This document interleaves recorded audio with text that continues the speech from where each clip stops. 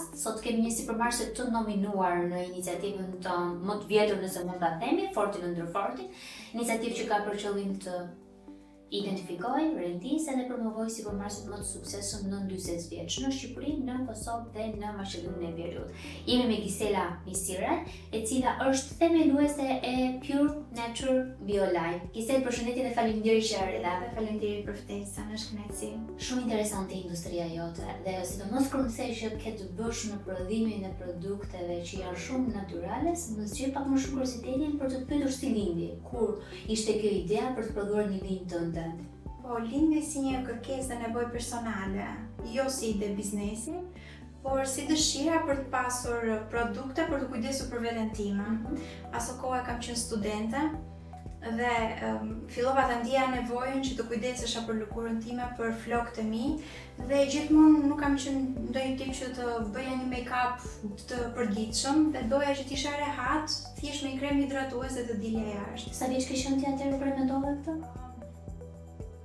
Te të 20-at. Te 20-at e tua, pra biznesi i parë ka qenë në të 20-at e tua. Po. Nuk ishte nevojë tregu, ti nuk gjeje dot një produkt që të plotësonte këto karakteristika? Unë shkoja në një dyqan dhe pjesën më të madhe të përbërësve nuk e kuptoja te etiketat.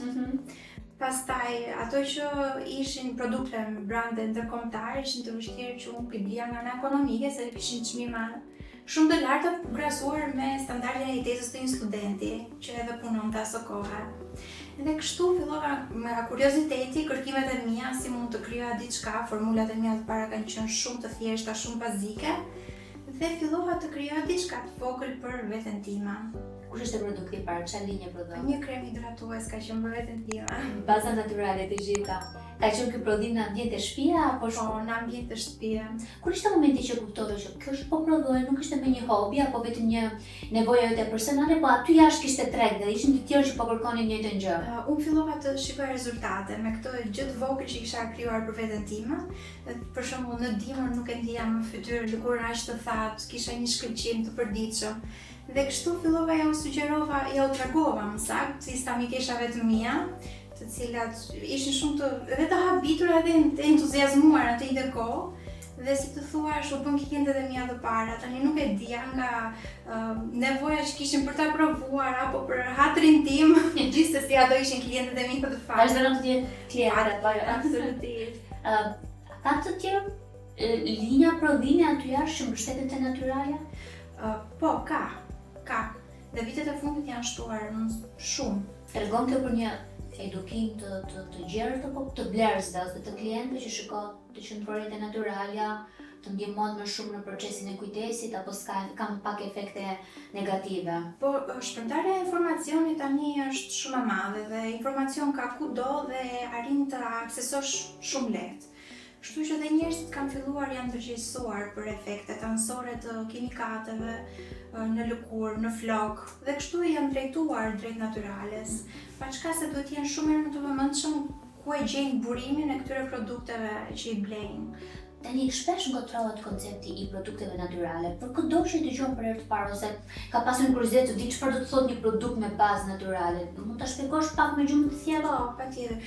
Këtu dua të theksoj që një produkt që ti ble, një krem hidratues, po marr një shembull, nuk mund të jetë kurse si 100% natyral, sepse 100% natyral do të thotë që ti e merr nga natyra e vendos në lëkurë, po jo gjithmonë është i sigurt dhe jo gjithmonë duhet të veprojmë kështu. Ka disa kritere dhe rregulla të përcaktuara nga organizma regulator që janë kritere shumë strikte në mënyrë që të ketë mbrojtje që produkti të jetë i sigurt për të përdorur dhe të mbrojtet konsumatori. Normalisht përcaktoj një përqindje për një produkt që të ketë një bazë natyrale, duhet të jetë mbi 95% të ketë ingredient natyral, kurse një 5% që lihet një hapësirë ku futen principe aktive, të cilat janë po të krijuara për laborator, që nuk janë natyral, po janë të krijuara posaçërisht për të përdorur për këto produkte natyrale. Për shembull, po marr diçka thjesht, një krem hidratues, një krem, një lares, një serum, është që të dalë në treg duhet të ketë me patjetër konservues. Dhe këtu pastaj bëhet ngatrimi i popullsisë, i masës. Konservuesi nuk është diçka e dëmshme, por është e nevojshme për ta bërë këtë produkt të sigurt për të përdorur në lëkurë apo në flok. Sa vite u bë në treg me linjën tënde? Po diku te 7-8 vjet po. Në këto 8 vite, sa linjë produktesh numëron BioLine? Ne kemi produktet e fytyrës, kemi produktet flokëve, avash po kemi përmirësuar formulat ndër vite, domethënë, dhe do fillojmë edhe me produktet e trupit. Shumë interesante. Po eksporti është një oportunitet për ju apo sasia e atyre që ju prodhoni është mjaftueshme sa për të ngopur tregun të brenda? Për momentin jemi përqendruar te tregu vendas, edhe për shkak të vështirësive që mund të ketë logjistika, transporti, postat, mënyra pagesës. Kështu që deri tani jemi përqendruar brenda Shqipërisë, po në të ardhme patjetër që po, do e mendojmë edhe këtë opsion. Ka një zhurmë që bëhet aty jashtë në social media, sidomos në rrjetet sociale, edhe të vendoset një standardi për kujdesin. Kjo është duke ndihmuar linjën e BioLine-it apo ju jeni duke bërë të kundërtën e ç'të thotë masa në social media se si është e bukur, se si është për kujdesin? Tani pjesa e medias apo e botës virtuale ka anë e veta pozitive dhe negative. Shqyqyr që ekziston sepse përhap informacion dhe masa informohet dhe ndërgjegjësohet dhe edukohet, por pastaj kthehet edhe në një biznes dhe kjo ka pastaj efektet e veta negative. Për shembull, influencimi i njerëzve bëhet në një mënyrë të gabuar. Pasi mund të influencoj dikush një krem hidratues apo një krem për aknet apo për rrudhat, por kjo nuk do të thotë që është opsioni më i mirë për mua, për ty, për tjetrin. Duhet bërë një analizë paraprake e lëkurës apo e flokëve përpara se ti ta blesh këtë krem që ti je influencuar. Në rastin e linjëve të produkteve të BioLine-it, këto analizë se çfarë i përshtatet lëkurës apo flokëve të mia, bën ti, ka njerëz të specializuar apo ti sugjeron bazuar në linjën e produkteve që aktualisht ke se cilin pacienti apo klienti jo potencial duhet të përdori? Personi që ne na shkruan, na jep të gjitha informacionet rreth lëkurës, problematikës që ka, dhe në bazë të asaj çfarë ai klient na jep, na servir atë informacione, ne i sugjerojmë pastaj edhe produktet që kemi. Por gjithsesi, domethënë kjo varion nga personi në person, mund të ketë shumë thjesht një person që thjesht ka një tharje të lëkurës dhe kërkon një krem hidratues, po ka dhe persona pastaj që kanë probleme me aknet, këtu thellohemi pak më shumë për të gjetur dhe shkakun e krijimit të këtyre akneve, sepse jemi bazuar në një ideologji që më mirë ta sqarojmë problemin dhe në qoftë se i përshtatet i sugjerojmë diçka, një produkt, por në qoftë se ka nevojë pastaj për kontrolle të tjera në mjek apo në dermatolog, specialist të fushës, më mirë të drejtohet aty fillimisht sesa ne t'joj servirim një produkt dhe mos ketë rezultate, gjë që është në dëm të klientit dhe në dëmin tonë fundi se përkthehet në review negative. Është shumë e vërtetë. Sa e vështirë është të ndërtosh një linjë tënde ndërkohë që tregu është i mbushur me brende ndërkombëtare që cilët vijnë nga importi dhe kryesisht të paktën tregu jon ka qenë gjithmonë një idesë që ky është produkt sicilian, ky është produkt italian, ky është produkt francez. Ka qenë e vështirë për ty ta ndërtosh brendin e BioLine? Është shumë e vështirë, shumë e vështirë. Si konkuron në të tregu? Mendoj që impakti që ka produkti te konsumatori ball për ball është ai që na ka mbajtur deri tani. Kemi marrë pjesë në disa panajire, disa evente dhe mund të them që impakti që ka në moment klienti kur e provon, ai na ka bërë që të shpërndahemi dhe mëtej.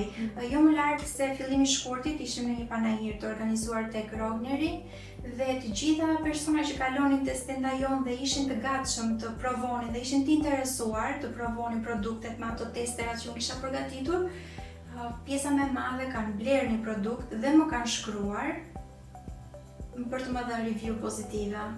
Pavarësisht se aty mund të kishte edhe linja që vinin nga importi apo mund të ishin produkte të brenda. Kushtohet shumë rëndësi pjesës internacionale sepse mendojnë që janë më të sigurta duke qenë se vijnë nga jashtë dhe shumë pak ka shumë pak njohuri për këto brendet lokale të vogla, sipërmarrje të vogla artizanale këtu brenda. Ndoshta nuk jemi dhe të edukuar në këtë drejtim. Sa ndihmon ti në edukimin blerësve. Mundohemi të japim informacione sa më të qarta, sa më transparente, asnjëherë pa gënjur konsumatorin. Në këto industritë moderne të bërit të marketing, pjesa më e madhe e mbështesin shpatullat tek influencerët.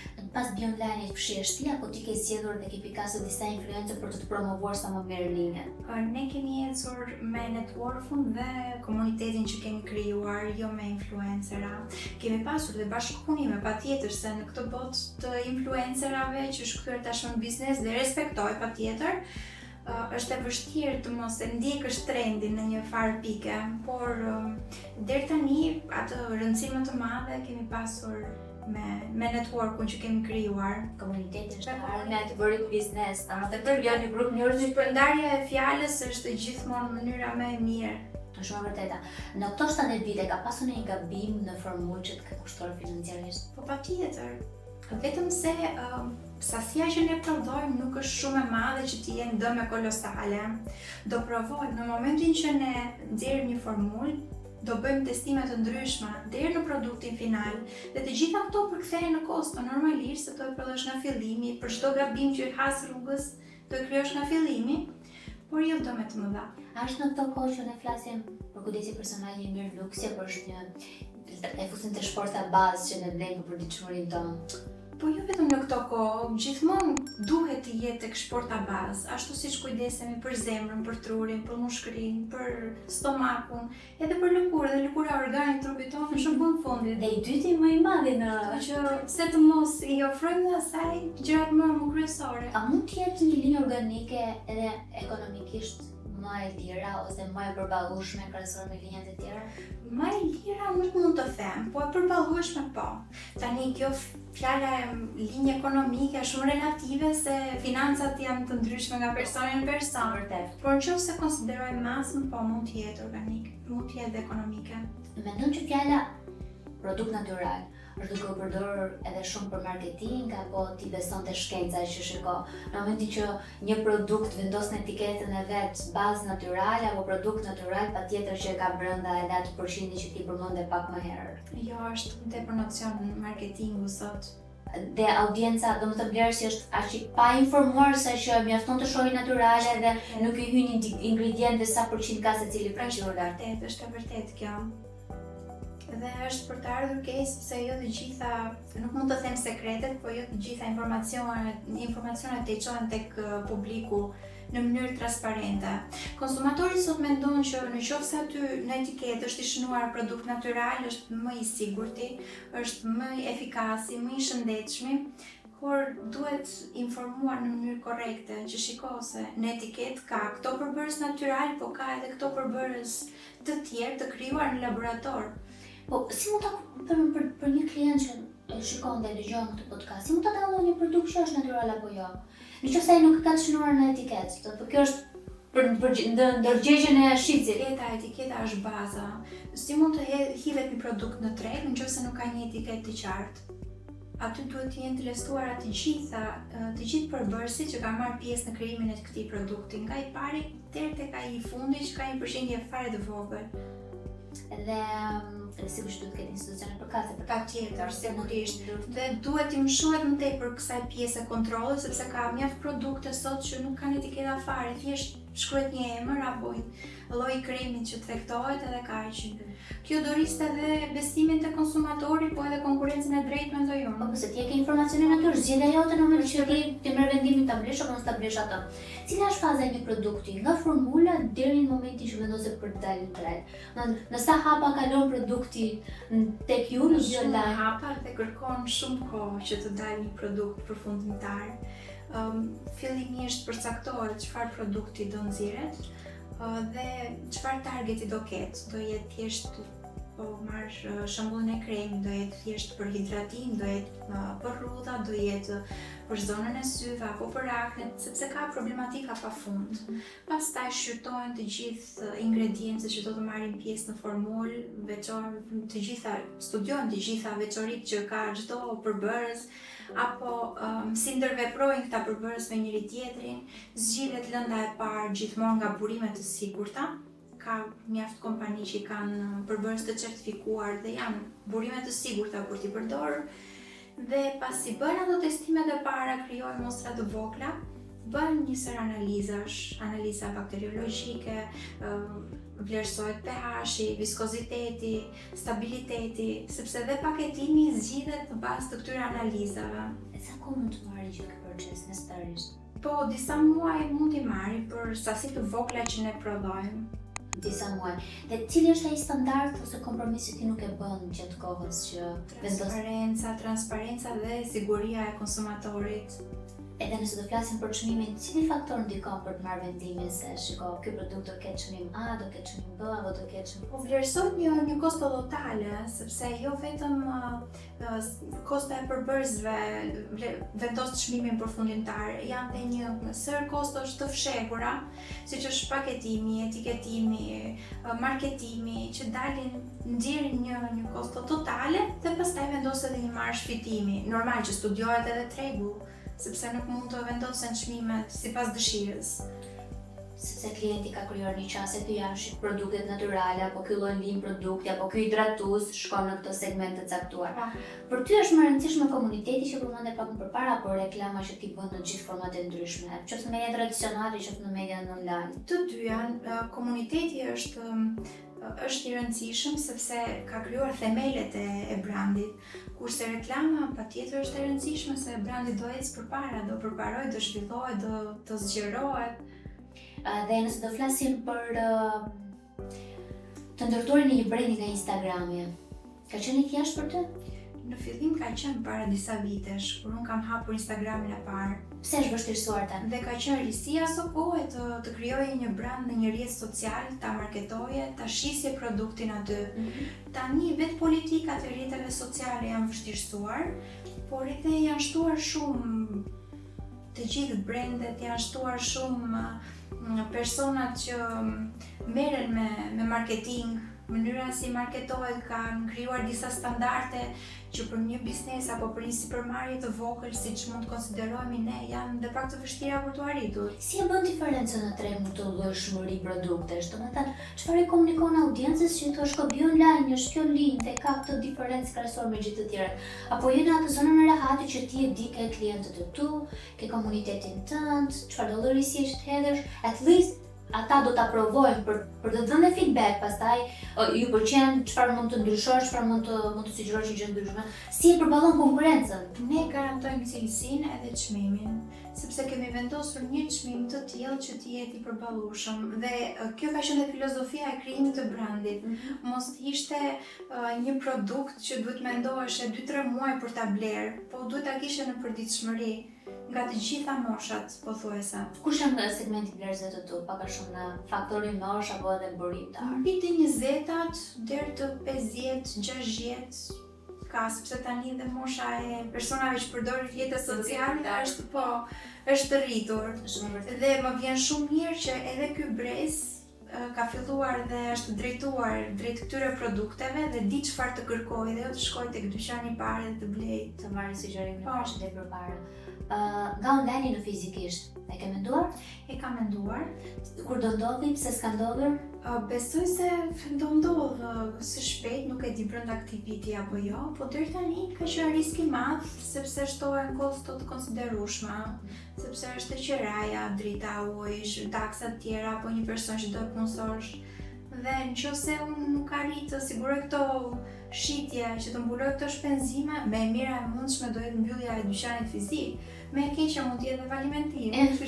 Po, në momentin që ti ke krijuar komunitetin falimentimi është pak i vështirë, në kuptimisht ti e ke atë klientin që ka bler historikisht online, do vazhdoj të blej online. Vetëm po të dorëzohesh ti e të thosh enough it's enough, kështu që bëhesh dorë nga biznesi. Në fakt kemi edhe kohë që jemi marrë me rebranding, kemi ndryshuar disa formula, kemi përmirësuar etiketat, mënyra si po bëjmë marketingun. Dhe të gjitha këto e kanë lënë pak në hijet një politik fizike, por që besoj që në jetë ardhmen të afërt. Më pëlqen plani i të ardhmes që ti ke për të hapur një dyqan fizik, por nuk të 70 vite, ke pas një moment që thënë, të heq dorë nuk. Ka qenë sfida këto, ka qenë një klient i pakënaqur, ka qenë lodhja, çfarë kanë qenë? Jo, kanë qenë edhe disa pjesë personale që jam fokusuar më tepër aty dhe kam lënë pak në hije këto, por që gjithsesi jam rikthyer gjithmonë. Do të bëj disa pyetje dhe do doja një përgjigje të shkurtër çfarë do të thotë për ty secila nga ato fjalë që unë do të them në vijim. Çfarë do të thotë për ty kujdes personal? Është e drejtë dhe detyrë që kemi ndaj vetes. Çfarë do të thotë natyral po pa shkencë? Greenwashing është ai koncepti i marketingut i bazuar në fakte reale. Cili është ai përbërës që ne nuk duhet ta shmangim në kujdes? Po i thonë ftalatet, parabenet, sulfatet e forta, ka goxha kohë që po i bëhet dhe këtyre, po i njohet fort këtyre përbërësve që duhet t'i evitojmë. Dhe njerëzit besoj se kanë filluar, e kanë kuptuar dhe këtë rëndësinë. Cili është ai miti që duhet të zhduket për skincare, që gjithë thonë që shiko, po bëre këtë ose po përdore këtë, e sigurt që lëkura jote do shkëlqej apo flokët e tu do shkëlqej. Vazhdon të ekzistojë ai miti që produktet sa më të shtrenjta të jenë aq më të mira dhe aq më cilësore. Je rezon të strati mendon që kjo nuk qëndron paralelizmi midis çmimit edhe cilësisë. Po patjetër, sepse ti mund të kesh një produkt shumë të shtrenjtë, por ke zgjedhur një paketim luksi, ke zgjedhur të bësh marketing me një agjenci ndërkombëtare për shkak që kanë vlera relativisht të larta. Dhe normale, gjithë kjo përkthehet në çmim të lartë. Normale. Edhe cili është gabimi më i madh që bëjnë klientët kur bëjnë produktet e self-care? E para një nuk thellohen etiketat, shikojnë përbërësit, dhe e dyta influencohen shumë kollaj, shumë lehtësisht nga bota virtuale dhe i marrin produktet të mirëqëna që nëse i ka bërë mirë atij tjetri do mbëj mirë edhe mua. Më pëlqen fakti që ti i mëshon shumë etiketave. Edhe me qenë se po flasim për etiketat, nëse unë shkoj dhe blej një produkt natyral, çfarë duhet të kem kujdes kur lexoj te etiketa, që do të diferencoj nëse ky produkt është i mirë apo nuk është i mirë për tu përdorur. Ka ndonjë gjë generaliste, se sigurisht që për lëkura të ndryshme ka përjashtime të ndryshme, po diçka generaliste që ne duhet ta kemi pak a shumë parasysh. Jo të gjithë kanë informacion dhe janë kaq të fushës, të thelluar për t'i dalluar në pamje të parë. Por që nëse shikojmë një etiketë dhe 2-3 përbërës nuk e kemi çuar ndonjëherë apo duken pak të vështirë në dukje, fatmirësisht sot ekziston bota e internetit që mund ta kërkosh lehtësisht dhe ta gjesh çfarë lloj përbërësi është ky. Po, ChatGPT është. Po, tani është bërë shumë e thjeshtë. Mendon ti që duhet të konsultohemi me teknologjinë apo për produktet të tjera? Në hapin e kohës. Ti e shikon të integruar në industrinë tonë këta apo në të ardhmen? Deri tani më kanë ndihmuar tek pjesa e marketingut. Po. Nuk e di në të ardhmen ku mund të integrohet më tepër, po sot për sot e marketingu e kam parë më. Në vërtet. Ti nuk është se je në të 40-at e tua, je më e vogël. Edhe unë dua të kthej në 18-at e tua, nëse do kishe vetëm të 18 vjeç përballë, nuk e njeh rrugën time, nuk e di se ti e kishe menduar 18 vjeç që do kishe një biznes. Jo, deri në këtë pikë jam. E ke vetëm 18 vjeç përballë. Çfarë mesazhi që do i thojë vetes të 18 vjeç? Vazhdo të punosh për ato që mendon se mund t'i arrish, dhe vetëm me punë mund t'i arrish të gjitha. Hard working. Po, patjetër. Isë më falenderoj për bisedën. Faleminderit edhe ty. Kënaqësi. I gjitha e imja. Faleminderit dhe ju miqë në tosh. Bashkë do shihemi të mërkurën në orën 20. Nga unë Blerina, natën e mirë.